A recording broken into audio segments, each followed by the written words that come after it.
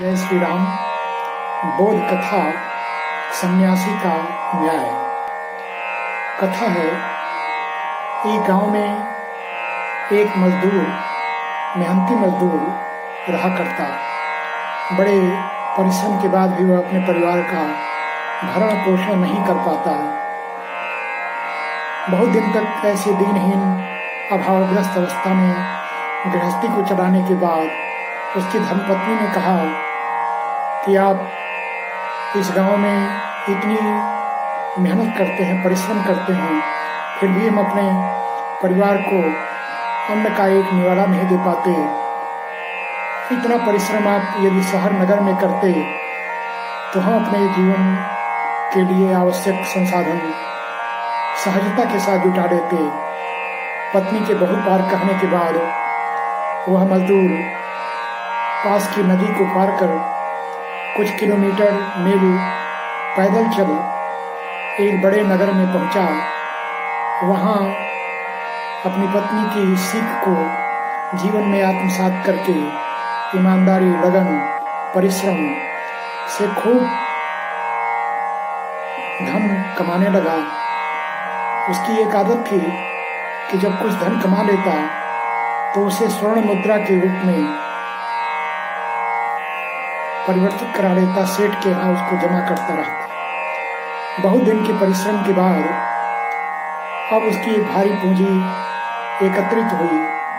100 स्वर्ण मुद्राओं, असरफियों की एक पूंजी और कुछ मार्गवे आदि के होने के बाद वह घर लौटने का मन बनाया।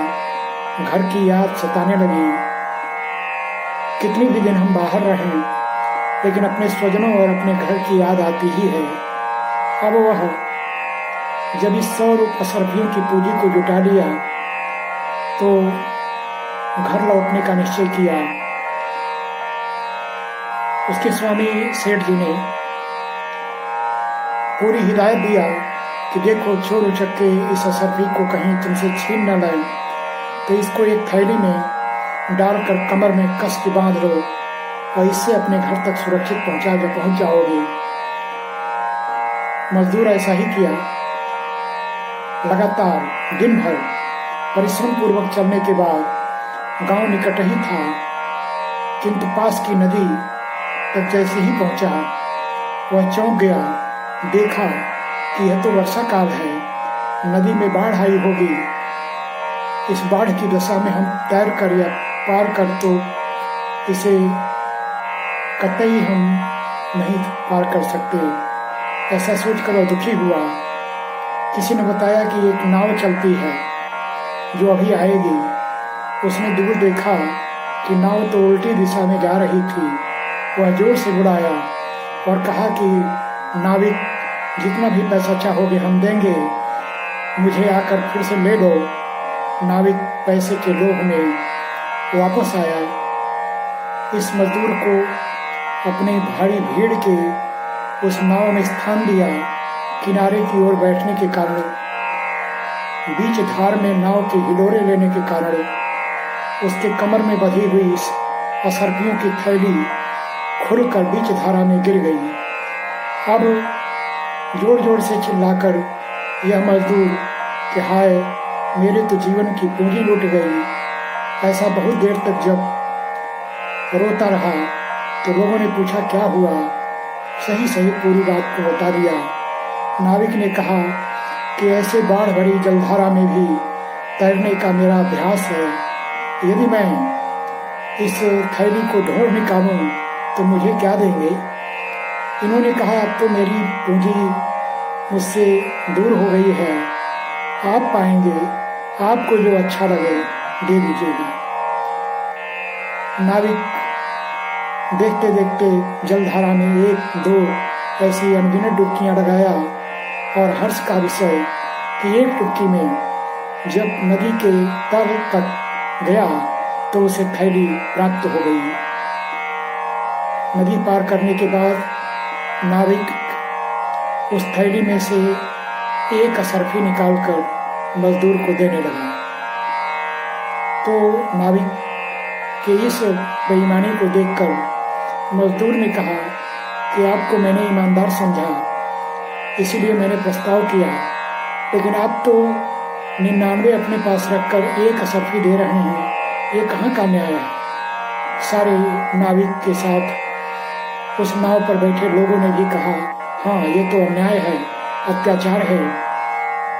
इस विवाद को तट पर बैठे कुटिया के जो सन्यासी महाराज हैं वे मानेंगे।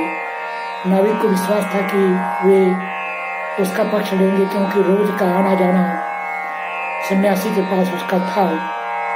दोनों लोग गए। सन्यासी ने बड़ी विनम्रता के साथ दोनों का कथन सुना, फिर से दोहराया। नाविक से सन्यासी ने पूछा कि बोलो भाई, तुमने क्या कहा था। कहा, मैंने कहा कि जो इन्होंने कहा कि जो तुम्हें अच्छा लगे दे देना। कहा, अच्छा ऐसा करो, ये 100 असरफी मुझे दे दो। उन्होंने 99 को एक जगह, एक को एक जगह, 2 जगह रखा। नाविक से कहा, नाविक तुम्हें कौन सा अच्छा लग रहा है। देखते देखते वो 99 की ढेर को उठा लिया। कहा, अब रख दो। कहा कि मेरे श्रमिक मजदूर, अब ये 99 तुम ले लो। नाविक ने आपत्ति किया। कहा, नहीं भाई, तुमने ही कहा था। श्रमिक ने प्रस्ताव किया कि जो तुम्हें अच्छा लगे वह दे देना। अभी अभी तुम्हें 99 अच्छा लगा, अब यही नहीं दे दो। तो अपने वाक चातुर्य में और श्रमिक के पक्ष में सन्यासी महाराज ने उस श्रमिक को न्याय दिया। बाद में नाविक को भी अपने लालच का बोध हुआ, क्षमा मांगा, और तब श्रमिक ने कुछ और असरफियाँ उस नाविक को सहर्ष दिया। इस प्रकार सन्यासी के अमिट न्याय, प्रभावकारी न्याय से यह धर्म संकट का विवाद दूर हुआ। श्रमिक अपने घर आया। अपने स्वजनों के बीच वह बड़े सुख का अनुभव किया। जैसे श्रमिक और उसके परिवार का हित हुआ, भगवान हम सबका भी हित कर